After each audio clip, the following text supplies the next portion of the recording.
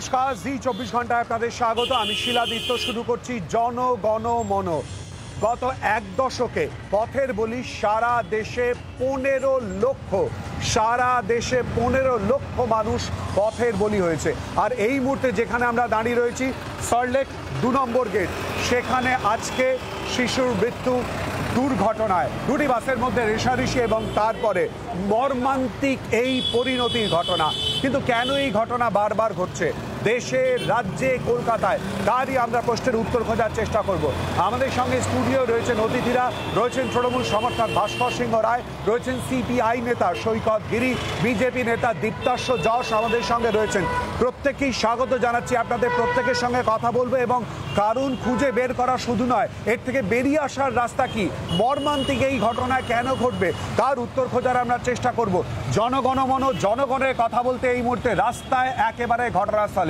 আর যে কথা শুরুতেই বলছিলাম, 15 লক্ষ মানুষ পথের বলি গত এক দশকে।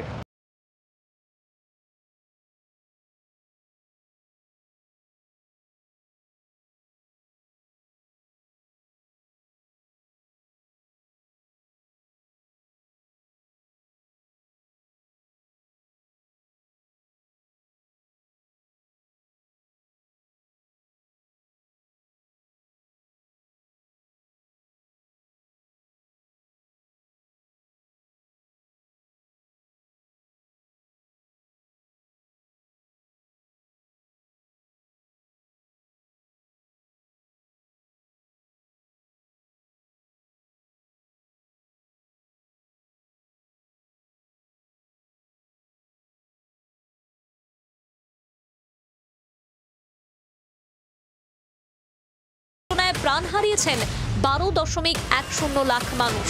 কিন্তু 2014 থেকে 2024-এর মধ্যে ভারতে পথ দুর্ঘটনার বলি 15.35 লাখ।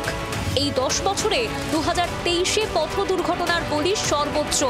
2012 সালে ভারতের রেজিস্টার্ড গাড়ির সংখ্যা ছিল 15.90 কোটি। 2024 সালে ভারতের রেজিস্টার্ড গাড়ির সংখ্যা দ্বিগুণ বেড়ে হয়েছে 38.30 কোটি। আবার 2012 সালে দেশের রাস্তা ছিল 48 লাখ কিলোমিটার। 2019 সালে রাস্তা বেড়ে হয়েছে 63.30 লাখ কিলোমিটার।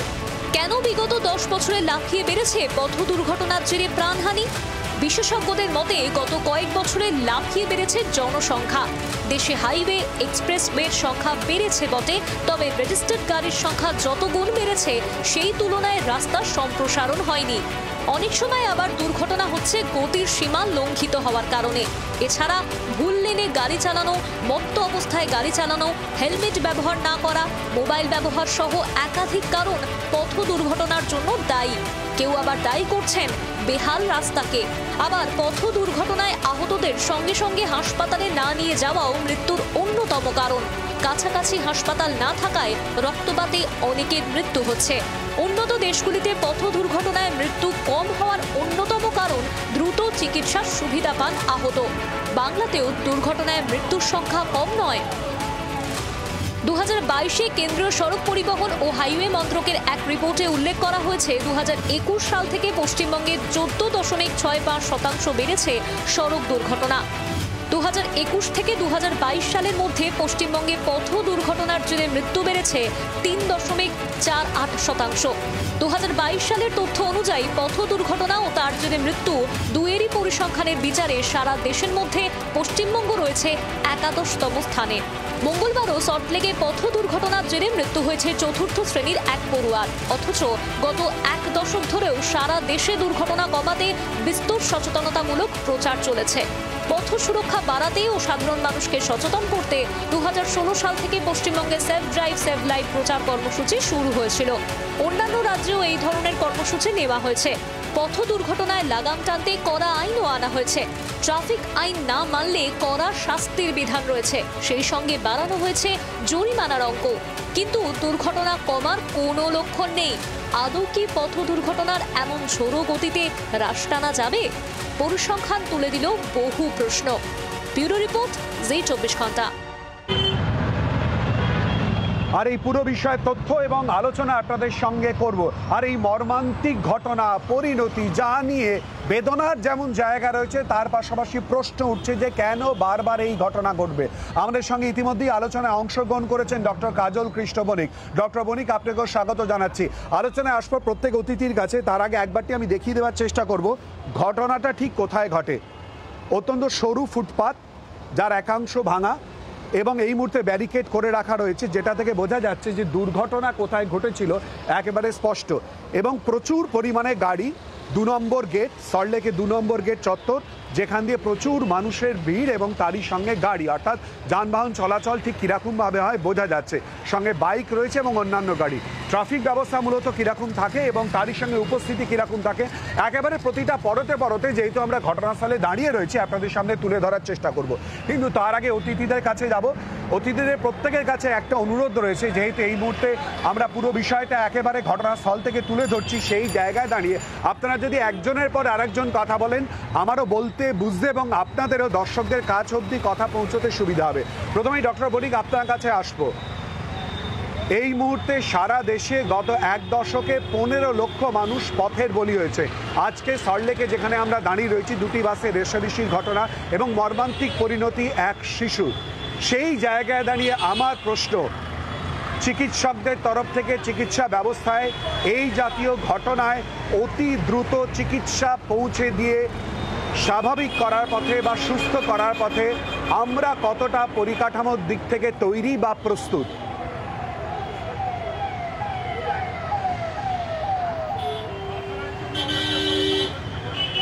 আমাদের রাজ্যের কথা যদি বলি, তাহলে প্রথমেই বলে নেওয়া ভালো, ট্রমা কেয়ার সেন্টার বা এই জাতীয় কত দুর্ঘটনায় আহতদের, মুমূর্ষুদের চিকিৎসা করার ব্যবস্থা একদম সঠিক পর্যায়ে আছে কথা বলা যাবে না। উন্নতির পথে আমরা আছি। পথ দুর্ঘটনায় আহত মুমূর্ষু মানুষের ক্ষেত্রে সবচাইতে গুরুত্বপূর্ণ কাজ যত দ্রুত সম্ভব ওয়েল ইকুইপড সেন্টারে যথাযথ চিকিৎসার আওতায় নিয়ে আসা। আমাদের চিকিৎসকদের কাজ মূলত দুর্ঘটনা ঘটে যাওয়ার পরে দুর্ঘটনার স্থলে যারা থাকেন, সেই ট্রাফিক পুলিশ, গাড়ির চালক, গাড়িতে যারা সহায়তার কাজ করেন, তাদের সকলেরই কিন্তু প্রাথমিক কিছু বিষয় খেয়াল রাখা উচিত। পথ চলতি মানুষের মধ্যে একাংশের মধ্যেও যে সহযোগিতা আমাদের প্রয়োজন হবে। মনে রাখতে হবে, যে কোনো দুর্ঘটনায় আহত মানুষটির মধ্যে এক্সটার্নাল ইনজুরি বা দেখতে পাওয়া যায় এমন ক্ষতির তুলনায় অনেক ক্ষেত্রেই কিন্তু ইনভিজিবল, দেখতে পাওয়া যায় না এমন কিছু ইনজুরি আমাদের শরীরের অভ্যন্তরে, সে মস্তিষ্কেই হোক, পেটের অভ্যন্তরে হোক বা পেলভিসে হোক, রক্তপাত থেকে শরীরের অন্যান্য অঙ্গের ইনজুরি কিন্তু দেখতে পাওয়া যায় না। এক্ষেত্রে অকুস্থলে বা ঘটনাস্থলে যারা আছেন তাদের 3টি বিষয় মনে রাখতে হবে। যে মানুষটিকে যতটা সম্ভব কম নড়াচড়া করানো হবে। মনে রাখতে হবে আমাদের গলার পেছনে যে 7টা ভাটিগুলো আছে, সার্ভাইকাল ভাটিগুলো বলি আমরা, তার ইনজুরি হলে কিন্তু মস্তিষ্কের শ্বাস প্রশ্বাস নিয়ন্ত্রণকারী যে অংশ মেডালা অবলাঙ্গাটা, সেটা নষ্ট হতে পারে। তাই মাথা বা ঘাড় নাড়ানোর ক্ষেত্রে ডক্টর বণিক, অত্যন্ত গুরুত্বপূর্ণ জায়গা আপনি তুলে ধরেছেন, অর্থাৎ অতি দ্রুত যাতে চিকিৎসা পরিষেবা পৌঁছে দেওয়ার জন্য বা দেবার জন্য চিকিৎসকের কাছে পৌঁছে দেওয়া যায়। আমি ভাস্কর সিংহ রায়ের কাছে আসবো, তৃণমূল সমর্থক। তার আগে আমি একবার দেখানোর চেষ্টা করব, আমি একটু পেছনে হেঁটে বোঝানোর চেষ্টা করছি মূলত জায়গাটা, এই জায়গা যেখানে এই দুর্ঘটনা ঘটে। আর সেখান থেকে যদি আমরা চলে যাই বেশ কিছুটা জায়গায় পেছনের দিকে, আমি যত যাচ্ছি তত কিন্তু জায়গাটা সরু হচ্ছে। সরু হতে হতে এবার একটা সময় রাস্তায় উঠতেই হবে, কারণ এটা মিশে যাচ্ছে। তারপর বেশ কিছুটা জায়গা দোকান এবং তারপর কিছুটা গেলে একটা কিয়স্ক রয়েছে। এবং সেই দিক থেকে যদি আমরা চলে যাই, পরপর দুটো, এখান থেকে দেখালে লেফট হ্যান্ড সাইড অর্থাৎ বাঁদিকে গেলে হরিয়ানা স্কুল এবং সিএ স্কুল, 2টি গুরুত্বপূর্ণ স্কুল রয়েছে। সুতরাং এই জায়গা দিয়ে অত্যন্ত গুরুত্বপূর্ণ জায়গা এবং ট্রাফিক ট্রাফিক কতটা এই মুহূর্তে রয়েছে বোঝা যাচ্ছে। যে কোনো দিন দিনের বেলা বা সন্ধ্যেবেলা বা রাত্রিবেলা কীরকম থাকে তা একেবারে স্পষ্ট হয়ে যাচ্ছে এই ভিড়টা থেকে। ভাস্কর বাবু, ঠিক এখান থেকেই আপনার কাছে আমার প্রশ্ন, একাধারে আপনি তৃণমূল সমর্থক, অপরদিকে আপনি সল্টলেকেরই বাসিন্দা, এই ঘটনা কতটা চিন্তা বাড়িয়েছে? ইতিমধ্যে আপনিও জানেন মুখ্যমন্ত্রী কতটা উদ্বিগ্ন, অত্যন্ত গুরুত্বপূর্ণ বৈঠক ডাকা হয়েছে এই ঘটনা জানার পরই। ভাস্কর বাবু। হ্যাঁ, দেখুন, বিধাননগরে গত 30 বছরের বেশি সময় থাকাকালীন আমি দেখছি প্রচুর পরিমাণে গাড়ি বেড়েছে এবং সেক্টর 5-এর জন্য বা সল্টলেকে আপনার প্রচুর সরকারি অফিস, যাতায়াত মানুষের অনেক বেড়েছে। বিধাননগরের সবথেকে বড় সমস্যা হচ্ছে কোনো ফুটপাত নেই। ফুটপাতগুলো যে কোনো বাড়ির গ্যারেজের সামনে জায়গাটা দখল হয়ে গেছে। আমি আশা করব যে রাস্তার পাশে যদি কোনো মানুষ রাস্তা দিয়ে হাঁটেন, এমনিতেই রাস্তা সরু হয়ে গেছে, এত পরিমাণ গাড়ির চাপ, তারপরে যদি ফুটপাতগুলো যদি মুক্ত না থাকে তাহলে মানুষের জন্য নিশ্চিতভাবে খুব সমস্যা হয়। এবং আপনি যে জায়গাটা দাঁড়িয়ে আছেন এইখান দিয়ে আমরা মানে যাতায়াত করি, মানে সবসময় ওখান দিয়ে যাই, কিন্তু আমরা দেখেছি যে ওইখানে দুটো দোকান হয়ে যাওয়া, পাশের একটি সরু পরিসর, যদি কোনো সময় একটা মানে কোনো কিছু মানে কেউ যাতায়াত করেন, গাড়ি তাকে এমনিতেই ধাক্কা দিতে পারে। আরেকটা কথা বলি, মানুষকেও আরেকটু সচেতন হতে হবে। যারা বাস চালনা করেন তারা বেপরোয়া থাকলেও বেশিরভাগ চালক যারা, তারা হয়তো সন্তর্পণেই চালান, কিন্তু এত পরিমাণ লোক এবং ফুটপাত না থাকার জন্য কিন্তু মানুষকে, এটা ঠিক যে ওই অঞ্চল বা বাকি সল্টলেকের বিভিন্ন জায়গাতে প্রাণ হাতে করে চলাফেরা করতে হয়।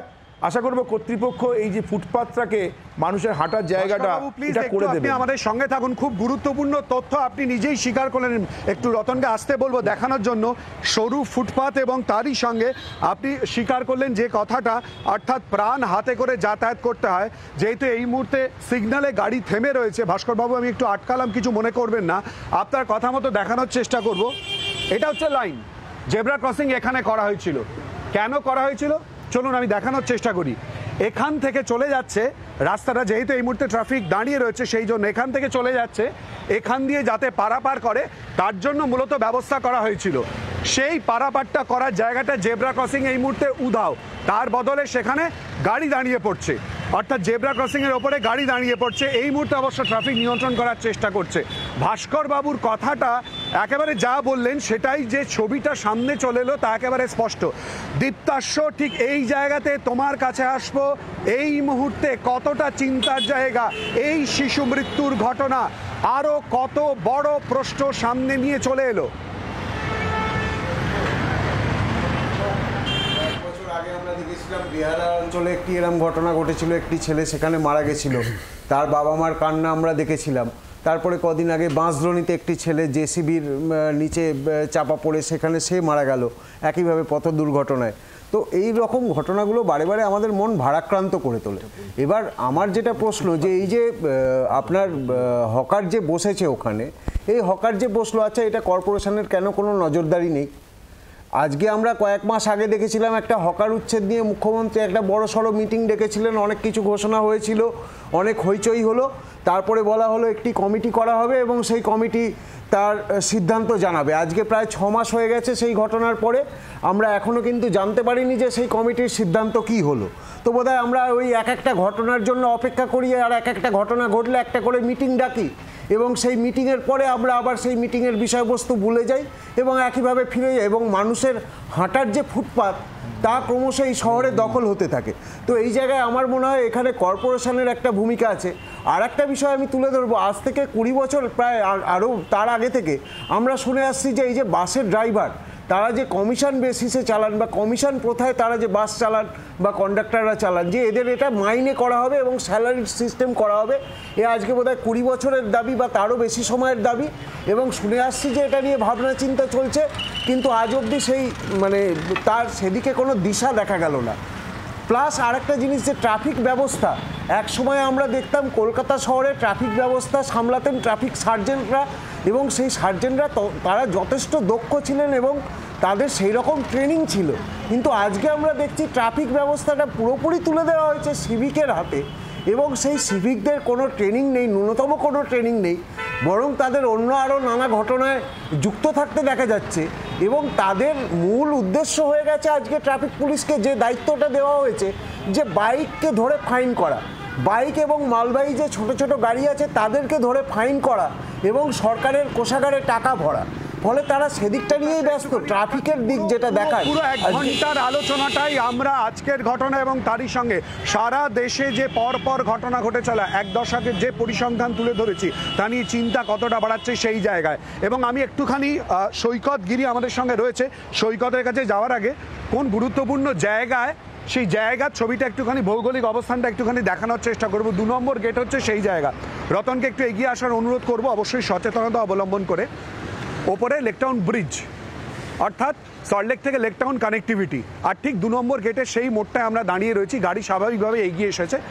এরপর হচ্ছে বাইপাসের জায়গাটা, অর্থাৎ এখান থেকে রুবি চলে যাওয়ার জায়গাটা তৈরি হচ্ছে। এবং তারপর আবার একটু ক্যামেরাটা ঘোরানোর চেষ্টা করবো, ঠিক ওদিকে হচ্ছে হাটকো মোড় বা উল্টোডাঙ্গা ক্রসিংয়ের দিকে এগোচ্ছে। মানে কতটা গুরুত্বপূর্ণ জায়গা। আমি খালি দীপ্তাশ্বর কথার পরিপ্রেক্ষিতে একটু বলে দিই, স্থানীয় বাসিন্দারা বা প্রত্যক্ষদর্শীরা আজকে যেটা দেখেছেন যে এখানে কিন্তু ট্রাফিক পুলিশের অবস্থান থাকে। একদম তাদের বক্তব্য তাদের সঙ্গে কথা বলে কিন্তু তুলে ধরছে, এরকম নয় নিজেদের তরফ থেকে কোনো কথা বলা হচ্ছে, উপস্থিতি থাকে। আজকে সেই সময় সেখানে কোনো কারণে ছিল না এবং তারপর ঘটনা এবং ঘটনার প্রবাহ কতটা উত্তেজনা ছড়ায়, পরিস্থিতি কী হয় একেবারে সামনে আসে। ঠিক এই জায়গাতেই সৈকতের কাছে আমার প্রশ্ন।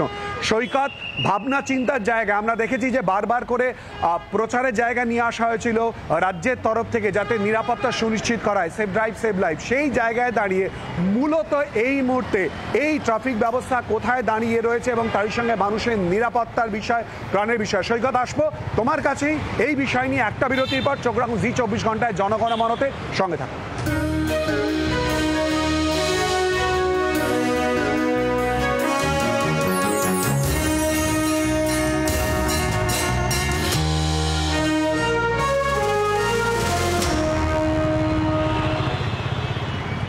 জনগণমনয় একেবারে ঘটনাস্থল থেকে সমস্ত প্রতিবেদন যেমন তুলে ধরছি, তার পাশাপাশি আমাদের সঙ্গে অতিথিরা রয়েছে, অতিথিদের সঙ্গে কথা বলছি।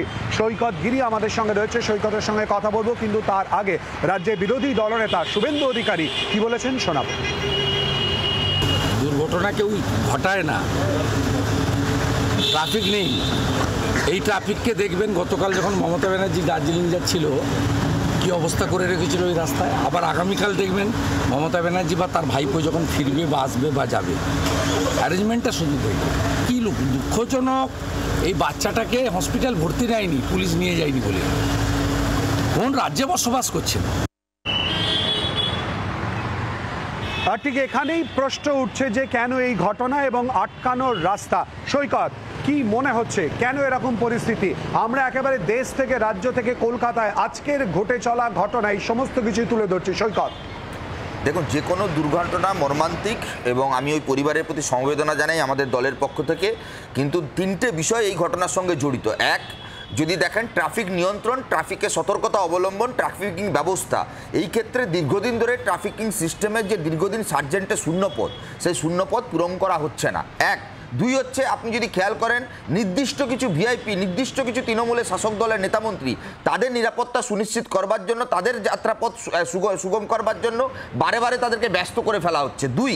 3 হচ্ছে হকার, রাস্তার ফুটপাত দখল হয়ে যাওয়া, রাস্তার ধারে পার্শ্ববর্তী এলাকাগুলোতে বেআইনি ব্যাঙের ছাতার মতন নির্দিষ্ট বাড়ি কাউন্সিলরকে টাকা দিয়ে বাড়িয়ে নেওয়া, এক্সটেনশন করা, গ্যারেজ করা। এই সবটার কথা আমরা বলছি না, মাননীয় মুখ্যমন্ত্রী প্রশাসনিক সভায় বলেছিলেন সল্টলেক জুড়ে টাকার বিনিময়ে হকার বসাচ্ছেন, ফুটপাত দখল করছেন সুজিতবাবু। আমি যখন আপনাকে এখন এই কথা বলছি, সেই সুজিতবাবু যাচ্ছেন পথ দুর্ঘটনায় ওই ছাত্রের বাড়িতে, ওই বাচ্চাটির বাড়িতে। তাহলে এটা পরিষ্কার যে সরকারের সদিচ্ছার অভাব রয়েছে। কিন্তু এটা নিয়ে আমরা রাজনীতি করতে চাই না, আমরা চাই পথ নিরাপত্তার যে প্রদর্শনী, জনসচেতনতামূলক বার্তা, যেটা সরকারের দায়িত্ব, সেই দায়িত্ব সরকার পালন করুক। কিন্তু সরকার সেটা করছে না। যেখানে ট্রাফিকের সতর্কীকরণের বার্তা থাকার কথা, সেখানে লেখা ছোট হচ্ছে আর মমতা বন্দ্যোপাধ্যায়ের ছবি বড় হচ্ছে। আর মমতা বন্দ্যোপাধ্যায়ের ছবি যদি বড় হয়, আত্মপ্রচার যদি উদ্দেশ্য হয়, তাহলে জনসচেতনামূলক বার্তা প্রচারের যে উদ্দেশ্য সেটা লঘু হয়ে যায়। আমি বলবো এখান থেকে শিক্ষা নিক, রাজনীতির বিষয় নয়। আগামী দিনে আমার রাজ্য তথা দেশকে সুরক্ষিত রাখতে, বাচ্চা বাচ্চা ছেলে মেয়ে যে স্কুলগুলোতে পড়ে সেই স্কুলগুলোকে মার্কিং করে পুলিশ বা ট্রাফিক ব্যবস্থা একটা নির্দিষ্ট পরিকল্পনা নেই, সেখানে সকালবেলা আরও জোরদার নিরাপত্তা আঁটসাঁটো করা হোক, আর জনসচেতনামূলক বার্তা এটা যুক্ত করা হোক, ড্রাইভাররা তারাও যেন এই স্কুল। সৈকত, এই প্রসঙ্গগুলোই আসবো, খালি একটা কথা সৈকত তোমাকে মনে করিয়ে দিই, রাজ্য সরকারের তরফ থেকে কিন্তু ব্যাপকভাবে প্রচার চালানো হয়েছিল সেফ ড্রাইভ সেভ লাইফ পরিকল্পনায়, এবং তারই সঙ্গে তুমি বলছিলে যে পুলিশের কথা, ট্রাফিকের কথা, সেই জায়গায় যেমন প্রশ্ন থাকছে বা বক্তব্য থাকছে, অপরদিকে যদি আমরা দেখি, আমি জাস্ট একটু দর্শকদের মনে করিয়ে দেবো বা আমার যারা এই মুহূর্তে অতিথিরা রয়েছে মনে করিয়ে দেবো, র্যাশ ড্রাইভিং নিয়ে কোথাও প্রশ্ন উঠবে না, রেষারেষি নিয়ে প্রশ্ন উঠবে না, এই ঘটনাগুলোর পেছনে মূল কারণ বা খানাখন্দে ভর্তি রাস্তা সেগুলো নিয়ে প্রশ্ন উঠবে না, এই প্রশ্নগুলোও কিন্তু অবশ্যই করে উঠে আসার জায়গা রয়েছে। আমরা আলোচনা করব, সঙ্গে ভাস্কর সিংহ রায় আমাদেরকে বলছিলেন যে ওখানে দোকান তৈরি হয়েছে ফুটপাতের বেশ কিছুটা জায়গা এনকোচ করে বানিয়ে, আমরা সেই ছবিটাও দেখাবো সরাসরি। একটা বিরতির পর জনগণমনাতের সঙ্গে থাকুন।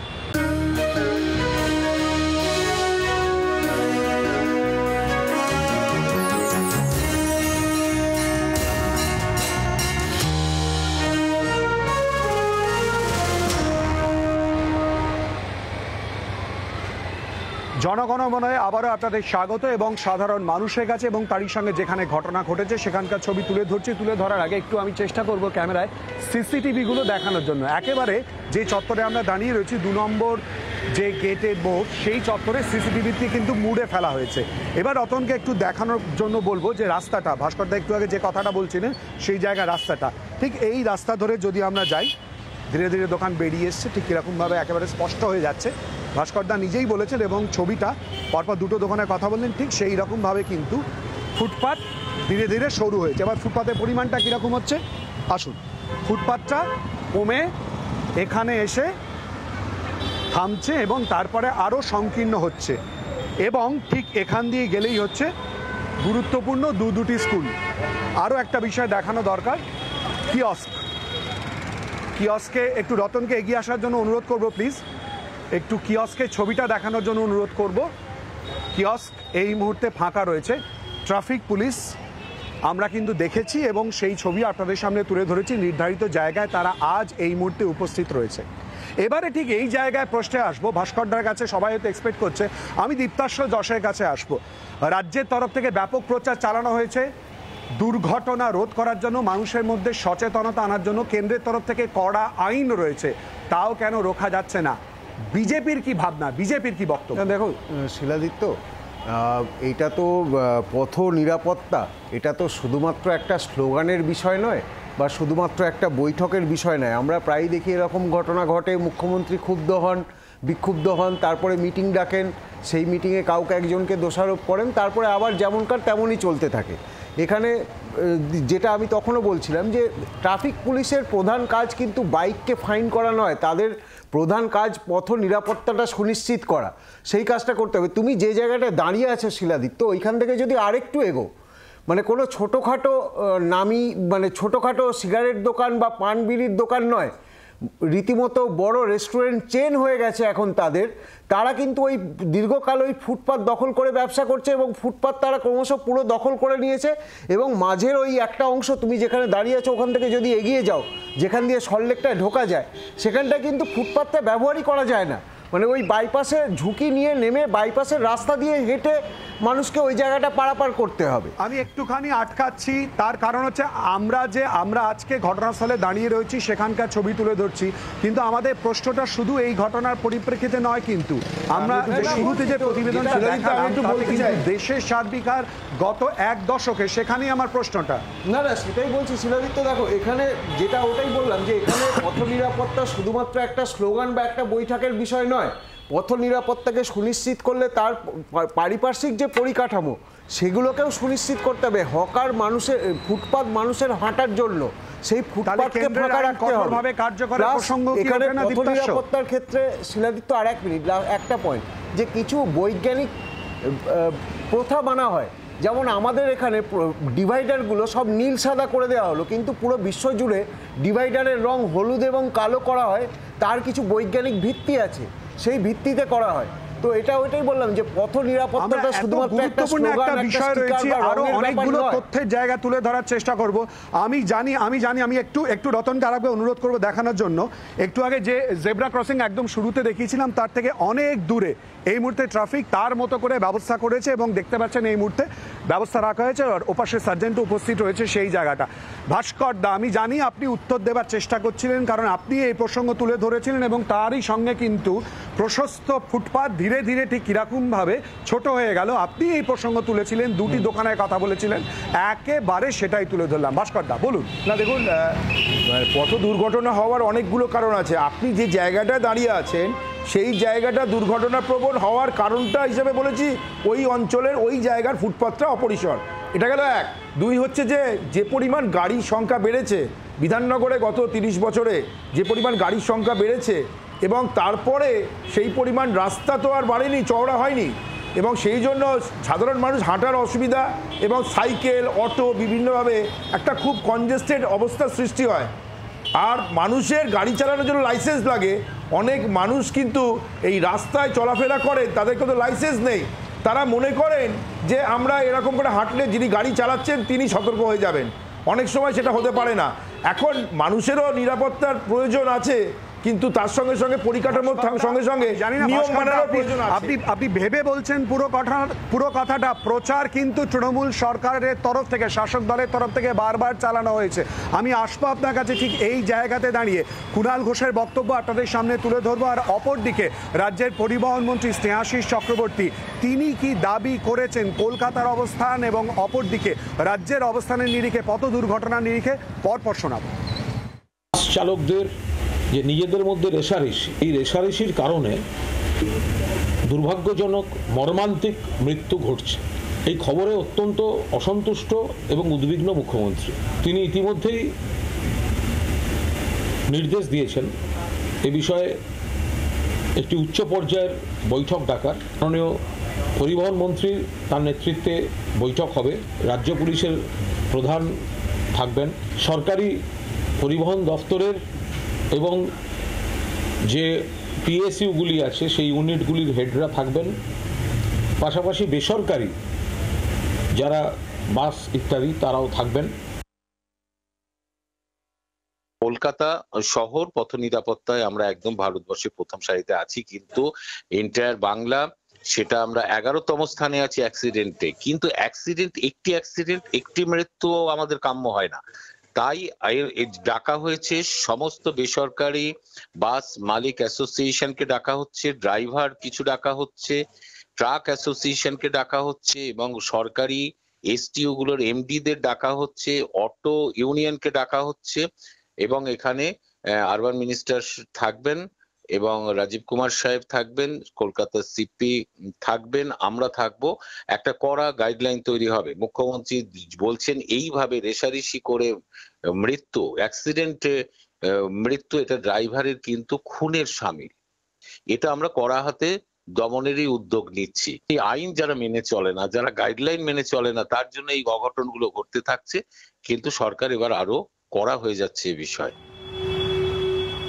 রেষারেষি করে মৃত্যু কার্যত খুনের শামিল। সৈকতের প্রতিক্রিয়া নেব। সৈকত কি বলবে?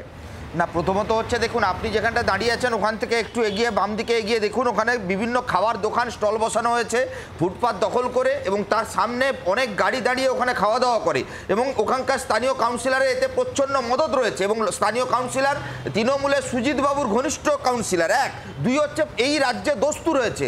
বাইপাস থেকে সল্টলেকের রাস্তায় সংস্কার হবে কখন? পুজোর আগে। সংস্কার হবে কখন? ভোট এলে। উদ্বিগ্ন, অতি দ্রুত পুরো বিষয় নিয়ে বৈঠক করা হবে যাতে পরিস্থিতি নিয়ন্ত্রণে আনা হয় এবং রেষারেষির পরিপ্রেক্ষিতে কি বক্তব্য উঠে আসছে তাও কিন্তু সামনে।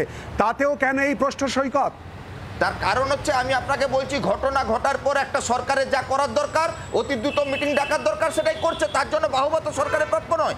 আমার বক্তব্য হচ্ছে রাস্তা সংস্কার, রেষারেষির ক্ষেত্রে পরিবহন দপ্তরের কড়া গাইডলাইন, ট্রাফিক পুলিশের কড়া গাইডলাইন এবং লোকাল কাউন্সিলরের মদতে টাকার বিনিময়ে বেআইনি স্টল, ফুটপাত দখল, এগুলো বন্ধ না হলে পার্মানেন্ট স্থায়ী সমাধান সম্ভব নয়। বারবার অভিযোগ উঠছে। ভাস্কর দাকে একটু থামিয়েছিলাম, আসবো। ভাস্কর দা প্লিজ একটু আমাদের সঙ্গে থাকুন।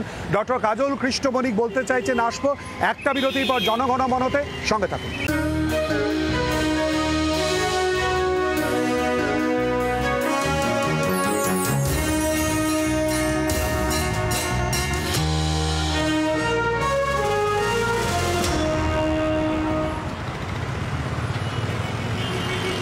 আপনাদের স্বাগত জনগণমনতে। আজ যেখানে ঘটনা ঘটেছে সেখানে দাঁড়িয়ে থেকে একেবারে পুরো পরিস্থিতি আপনাদেরকে দেখাচ্ছি এবং তারই সঙ্গে আমরা আলোচনা করছি অতিথিদের সঙ্গে।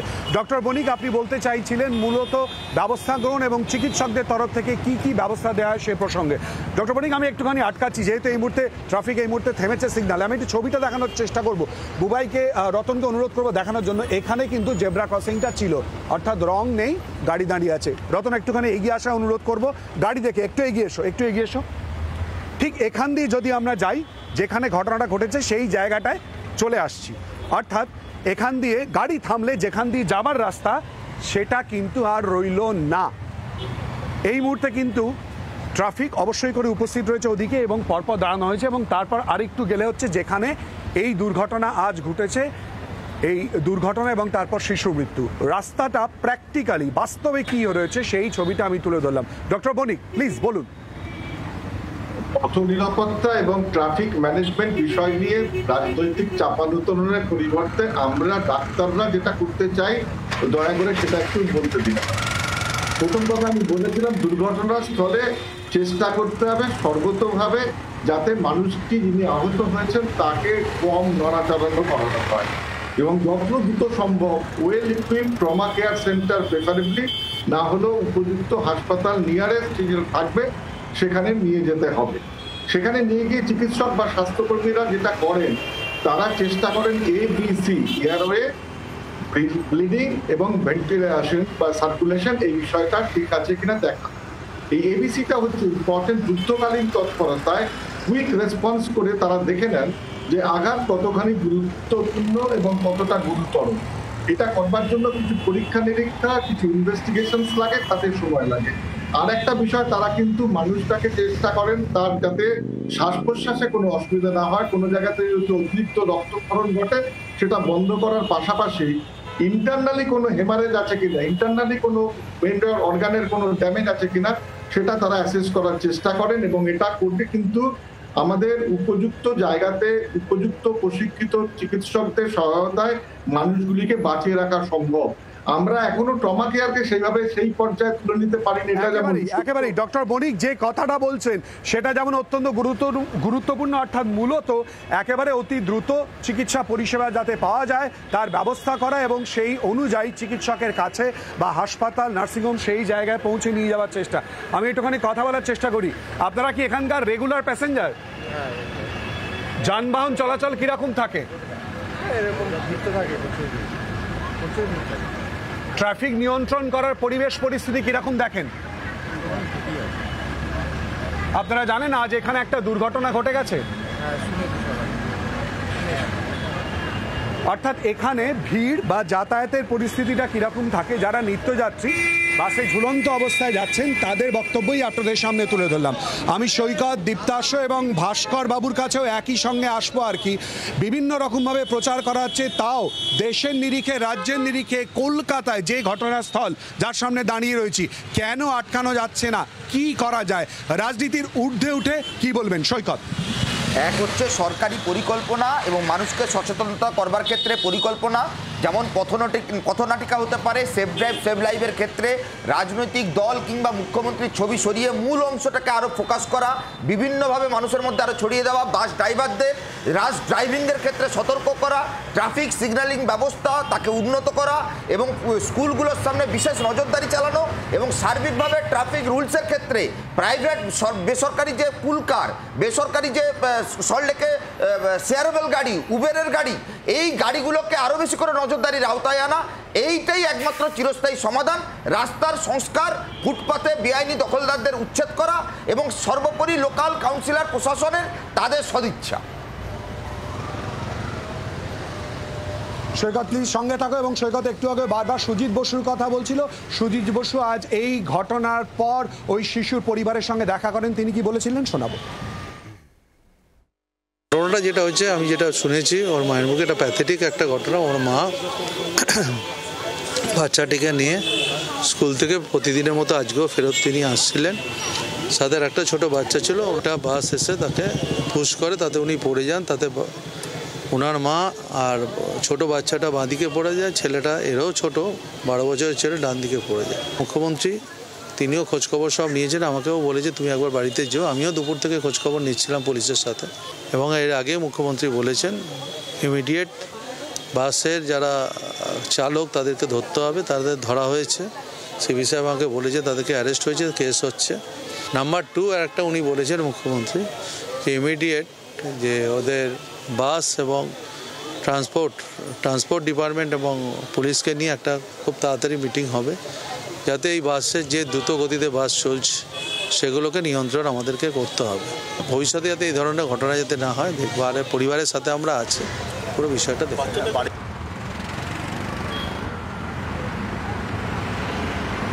দীপ্তাশ্বর কাছে আসবো। অত্যন্ত গুরুত্বপূর্ণ বৈঠকের ডাক ইতিমধ্যেই দেওয়া হয়েছে, মুখ্যমন্ত্রী উদ্বিগ্ন।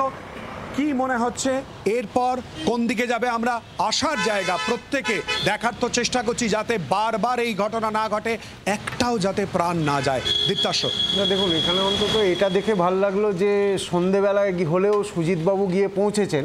অন্তত ওনার মনে হয়তো এই অনুশোচনাটা কাজ করেছে যে এই জায়গাগুলো আমি দখল করিয়ে ফুটপাথটা বন্ধ করে দিয়েছি, তো সেই অনুশোচনা হয়তো কাজ করেছে। এর আগে বাঁশদ্রোণীর ঘটনার ক্ষেত্রে আমরা দেখেছিলাম যে কাউন্সিলর সারাদিনে সেখানে পৌঁছতেই পারেননি।